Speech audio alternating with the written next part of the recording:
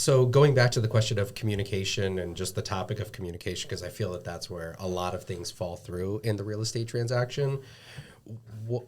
Why is it that some agents literally just go off the grid, as you said before? They don't answer their phone. They don't anything. What's the compelling reason in your thought process of why that happens? If I knew that, I could solve all the world's problems of real estate. I honestly, I don't know. I think, back to what Daniel said earlier, is this isn't always somebody's top priority. This isn't their full-time job.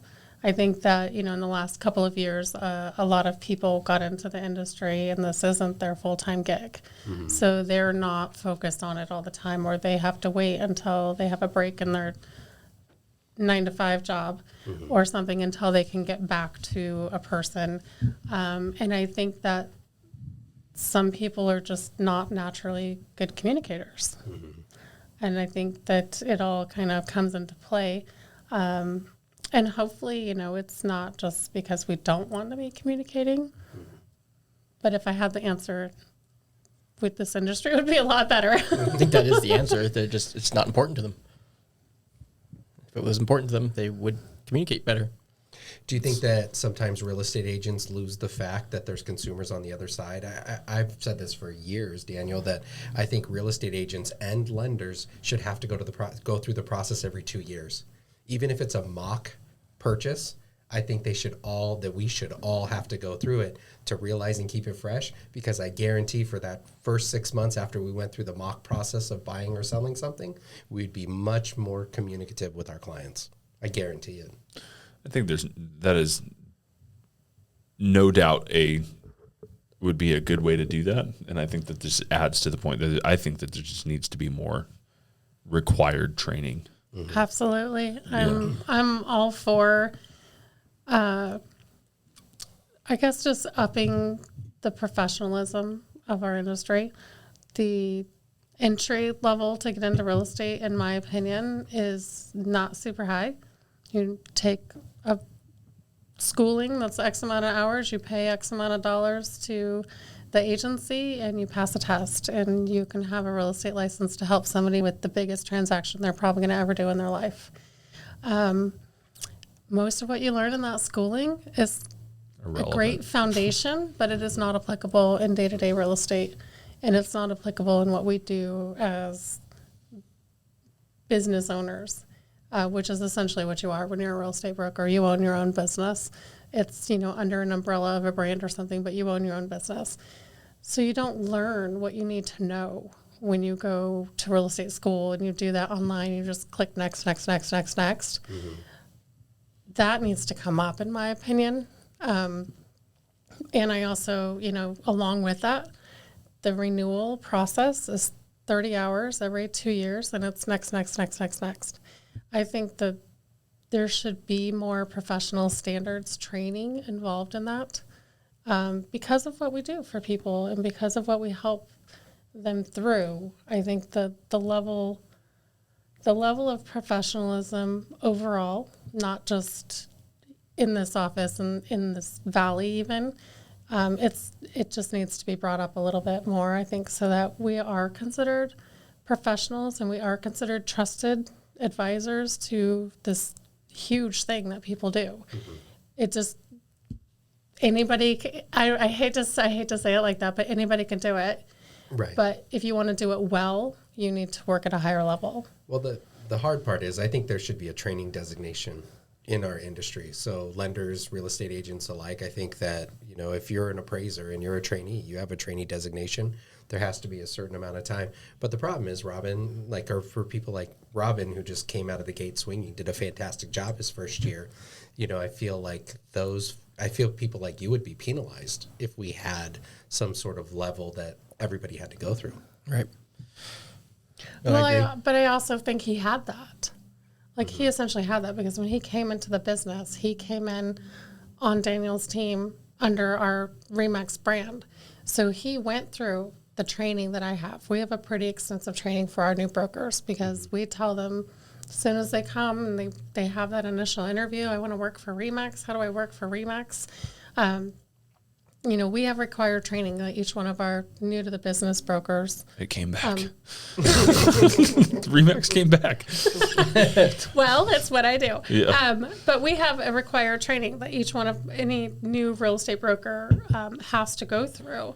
And because that is important to us, because they're out there representing our office, our name, other realtors in our office. So we want them to be the best. We want them to be educated. We want them to be experienced. So I think that he was 120% set up for success. And he also had that drive and determination and work ethic to just propel and just do better than most realtors do. I also read every book and listen to every podcast Absolutely. and talk about it all the time. And I do classes with you and learning from you. Like, it's not just, I definitely don't do the bare minimum. I do For the sure. most I possibly can. Yeah. For sure. And you're one of the exceptions, but to Dan's credit, we talked about this with the Washburns. Like, there is an apprenticeship process that they have to go through, and I think that would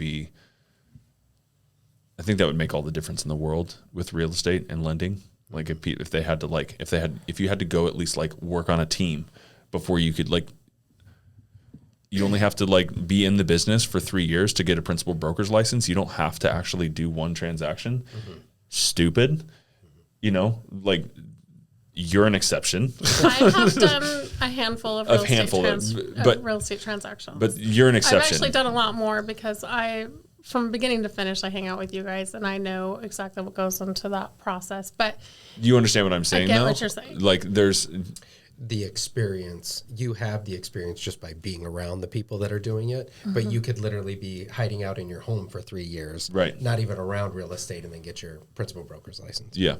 And then just like open up your office and like, like do business. It's like, what? No, I think that there needs to be some sort of training process. But do you see either of you, just because you're at different stages in your careers, do you guys ever see yourself getting in on a state level to help kind of change that? I know there's probably not enough hours in the day for either of you, but that's really the only thing for myself, it changes. Probably not, because I value my schedule and I value my time with my family, and I really like to be able to just turn it off. What's the reason why you're non-competing? Is that's your preference in life? It is. Yeah. It is. I'm in the stage of my life where watching my family grow and do that part. Like, you only get to do that once, and I want to be there for it, and I don't want to miss it. So I've actually had to adjust a lot of boundaries in the last few years to do that, because I would answer the phone if you guys called me at 8, 9, 10, whatever, or sent me an email, I'd answer it. Yeah. But I've learned that I don't have to. Mm-hmm. And I think that, if you're around me for a hot minute, you'll hear me say, nobody's going to die. Right. So, and I've had to really kind of take that to heart. But I want to be able to enjoy my family. So I think doing something like on a state level to make those kinds of changes, I honestly don't think that that's what the state level is for. The state level is more to protect homeownership rights and landowner rights and that kind of thing. So I don't know that that's the avenue to advocate for something like that, I suppose. Well, there's a state licensing that has nothing to do with the Realtor brand, of course, Absolutely. Which I think that could change at that level, is what Dan's getting at. On the Realtor side of it, that has nothing to do with licensing. That has everything to do with the code of ethics and that. Absolutely, and I just think being a they've done member of the a NAR. great job with that code of ethics. And there's not much more you can do with it, I don't think. Right. But I don't. To answer your question, Dan, I think that this platform is my preferred way of trying to encourage people to be better. I don't know if I would want to do it in that form. I mean, I am an RVAR board member, and Tiffany's an SLMLS board member.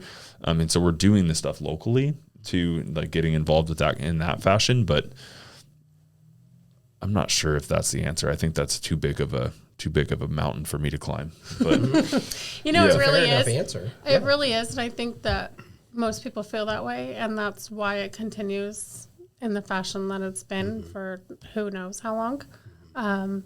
it just goes back to being the change you want to see. Yeah. So you Absolutely. bring in the agents that you want and teach them and have your own training and your own rules. And That's And what, it's that's not what this just is that. for. I Who want- said that, by the way? Is that Gandhi? I think so. Probably. He Or- read a book before yeah. he came. Read a book before he came. Freaking Lasky coming in with the motivational quotes. Be the change you want to see in the world.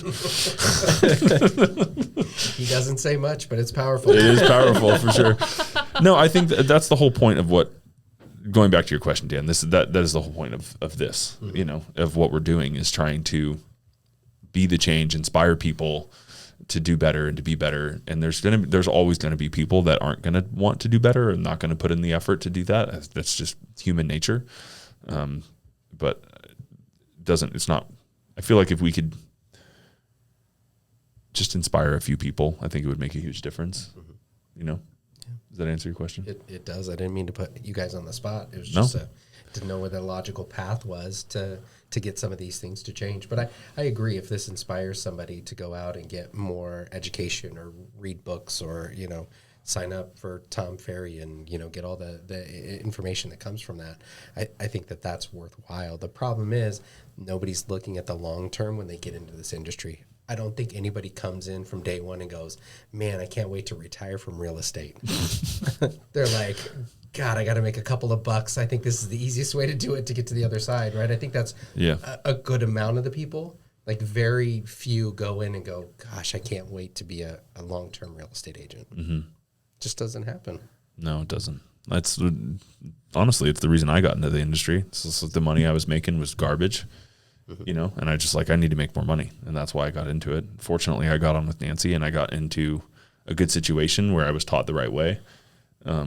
Lucky for that matter, it wasn't, you know, but that's not, everybody doesn't get that opportunity or that Just chance. you and I.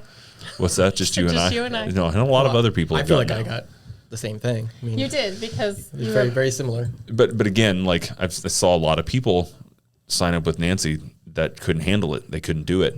You know, I mean, there's just, right? I mean, there was. it's not an easy job. I mean, No. I say it all the time, you know, most people get into the business because you all make it look too easy. That's our job, is to make it look easy. So if you have a client who's like, well, I could do that and I could make bajillions of dollars. Well, there's a lot more that goes into it. I've never made $1 bajillion. We're on our way. We're on our way. Try harder. It's the details try of the, harder. It's the details of the zeros again. 200, 2 million? What? Yeah, details, zeros. But it's not easy, and if you are in it for the long haul, once you've sold a house to your mom and your brother, if you really are going to build a clientele and you really are going to build a business and make a career out of real estate, it is not easy. Mm-hmm. It is very hard. And it's not just the business part of it, it's the emotional part of it. It's learning to manage your schedules effectively so that you can have enough time in the day to do everything. There's just so much more that goes into it. You don't just show up, sit down across from my desk and say, okay, where are my buyers and my sellers? I'm ready to do this, and then go cash your check. Yeah.